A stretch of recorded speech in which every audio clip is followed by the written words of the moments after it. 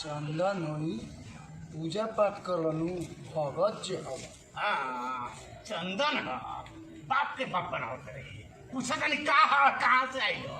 हम नहीं जानती कहाँ से आई बा। तू जानता तो बताओ नहीं कहाँ। लिपस्टिक हाँ लिपस्टिक खा। तू कैसे जानता रहा? यही तरह पैदा कर रहे बनी तोरा माई हम लगाई ना कि हमरा के हॉल समझता।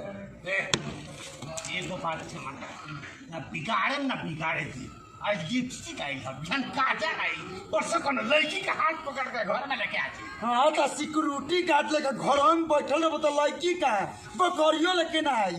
तू कैसे